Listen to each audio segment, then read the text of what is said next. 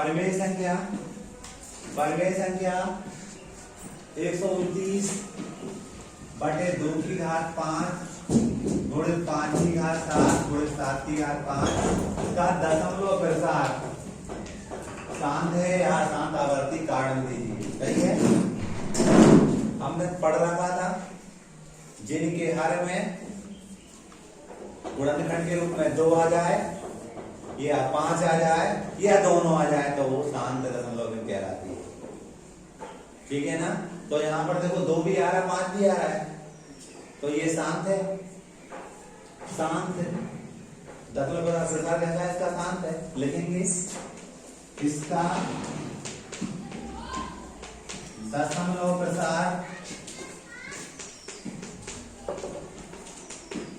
शांत है। क्यों है? क्योंकि इसके हर में 2 व 5 गुणनखंड के रूप में है। इतना वाले ठीक है। अब द्विघात बहुपद s की घात 2 ऋण 3 के शून्य ज्ञात करो। शून्य ज्ञात करो मतलब जो x का मान ज्ञात करना होता है। s की घात 2 ऋण 3 इसके शून्य ज्ञात करना है। हम क्या करते हैं शून्य ज्ञात करते इसके बराबर 0 पे लेते हैं। हम जानते हैं यहाँ सूत्र लगते दिख रहा है हमें। हम तो जानते थे a की घात 2 ऋण b की घात 2 बराबर a माइनस b और a प्लस b ये फार्मूला होता है। हमें यहाँ पर x की घात 2 3 को करने 3 की घात 2 लिख सकते हैं बराबर 0। इसका मतलब x माइनस करने 3 और x प्लस करने 3 बराबर 0।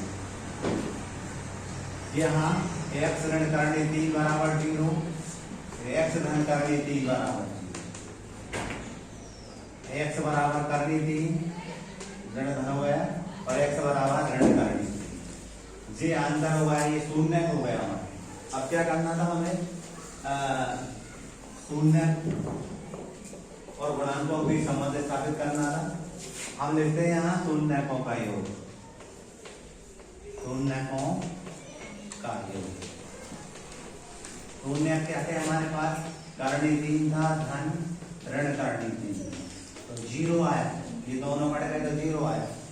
अब हम जानते थे ये होता है ऋण b बटे जांच कर रहे हैं ये 0 आया तो ऋण b बटे 0 आते देखते हैं। हम इस समीकरण से देखते हैं a बराबर हमारे पास 1 है b बराबर x वाला पद नहीं है तो 0 है और c बराबर माइनस 3। जो हमारा मानक समीकरण होता है x square plus bx plus c बराबर 0 से तुलना करते हैं तो हमें abc के मान टाइप से मिलते हैं। यहाँ माइनस 0 बटे a का मान 0 आ गया। ये हमने जांच कर ली। ठीक है। बात एक जैसे आना चाहिए जांच हो गई है प्रूफ हो गया हमारा। ठीक है। दूसरा हम बात करते हैं शून्यकों का गुणन। ये करणी 3 है गुणा में करेंगे ऋण करणी 3 गुणा करेंगे तो ऋण के वर्गमूल 9 का वर्गमूल 3 होता है और ऋण तो खाली हमारे पास आगे ये c बटे होता था। c क्या है ऋण 3 a का मान 1 है तो ये ऋण 3 आ गया। एक जैसे हैं ये दोनों। हम कह देंगे इस प्रकार हमारा सिद्ध हुआ। हमने गुणांक शून्यकों से गुणांकों की संबंध स्थापित कर दिया और ज्ञान भी कर दी। ठीक है। क्वेश्चन नंबर 17 5 संतरे और 3 सेवा मूल 35 रुपए है। 2 संतरे और 4 सेवा मूल 28 रुपए है। 1 संतरा और 1 सेब की मूल ज्ञात करो। ठीक है। तो हम क्या कर रहे हैं मान दे रहे हैं कि 1 संतरे का मूल x रुपए है और 1 सेब का मूल y रुपए है। ठीक है।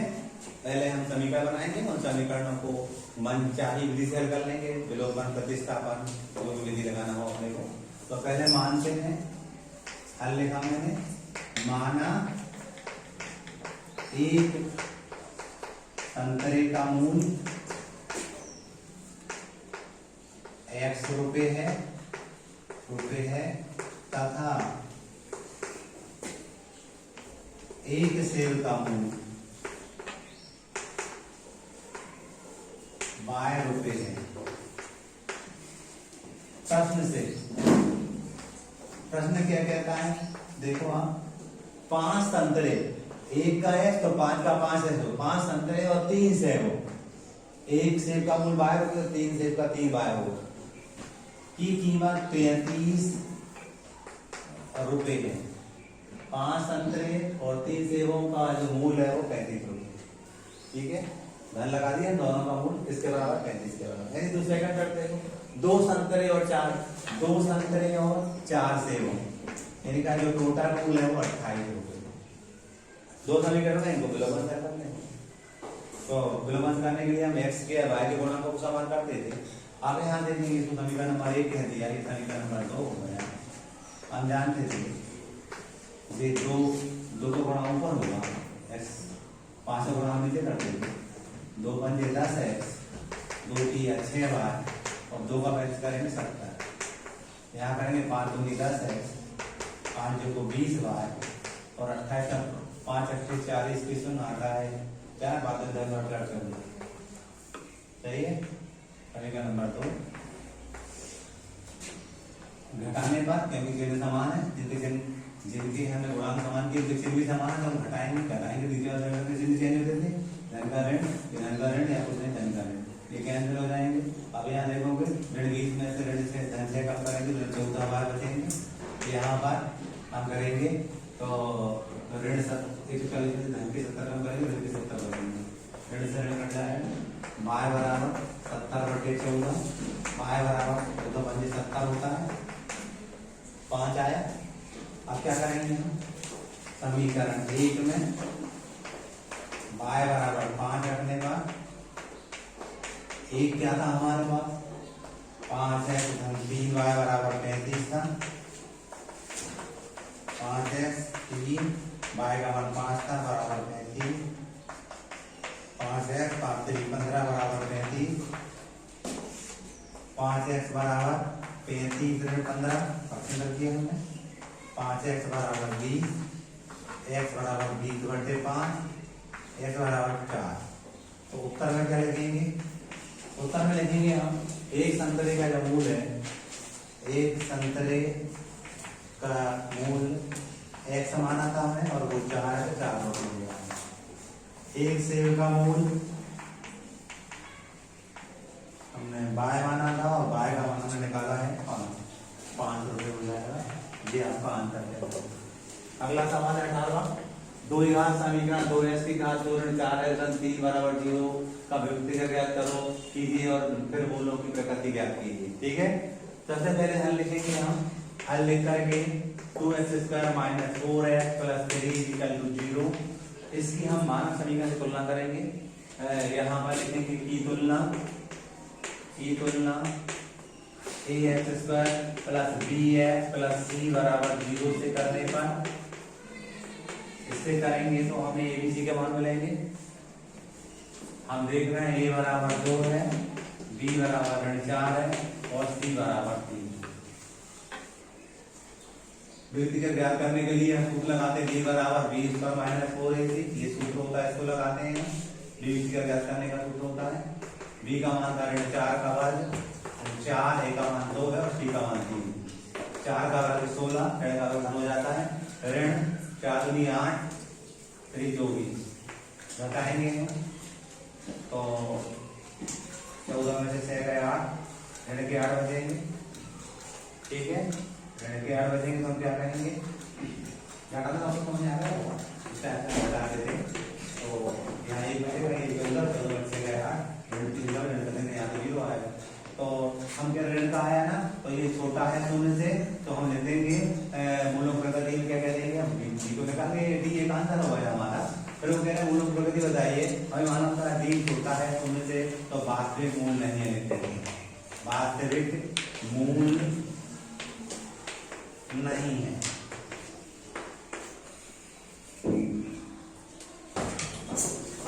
किसी एपी का 17वां पद उसके 10वें पद से 7 अधिक है। 17वां पद 10वें पद से 7 अधिक है। हल लिखा हमने, 17वां पद है ना, ये 17 लिख देते हैं। ये 17वां पद 10वें पद से 7 अधिक है। 17वां पद 10वें पद से 7 अधिक है। 17वां पद को लिख देते हैं हम ए धन 16D, और 10वें को लिख देते हैं हम ए धन 9D। ऐसा ए से ये कैंसिल हो जाएगा। 16D इसको इधर लगा देंगे 9D बराबर 7। घटाएंगे 16 बच 9 का 7, 7D बराबर 7। D बराबर 7/7, D बराबर 1। ये निकालना था सारवंतर। महत्वपूर्ण बात ये थी 17वां पद 10वें पद से 7 ज्यादा है। ये इंपॉर्टेंट बात है। दूसरी बात होती है क्या श्रेणी 5, 11, 17, 25 का कोई पद 301 हो सकता है? ठीक है, मान ले रहे हैं n का पद है उसका, an का मान 301 ऐसा मान ले रहे हैं, और फिर n का मान निकालते हैं। तो n का मान यदि कोई संख्या मिल गई हमें, पूर्ण संख्या है वो, तो कह देंगे कि है, कोई सबक नहीं है तो नहीं है। ठीक है, वही करने जा रहे हैं। हल लिखा, हल लेकर के हम देख रहे हैं a बराबर 5 है, प्रथम पद 5 है। फिर d निकालते थे, वो 11 ऋण 5 होगा, 6 होगा। n का मान तो हमें ज्ञात करना है, और हमने मान लिया कि an बराबर 301 है। क्लियर? तो यहाँ हम फॉर्मूला लगाएंगे an बराबर a plus n minus 1 into d होता था। an का मान हमारे पास 301 है, a का मान 5 है, n ऋण 1 और d का मान 6 है। अगले पद में 301 ऋण 5 हो जाएगा, पक्षांतर करेंगे इसका, धन 5 तक ऋण 5 हो जाएगा। ये n ऋण 1 इंटू 6 था। अगले पद में 11 + 5 का 6, यहाँ 9, ये 2 बराबर n ऋण 1 इंटू 6। अगले पद में 296/6 बराबर n ऋण 1। 296 में हम 6 का भाग देते हैं, 6 को 24,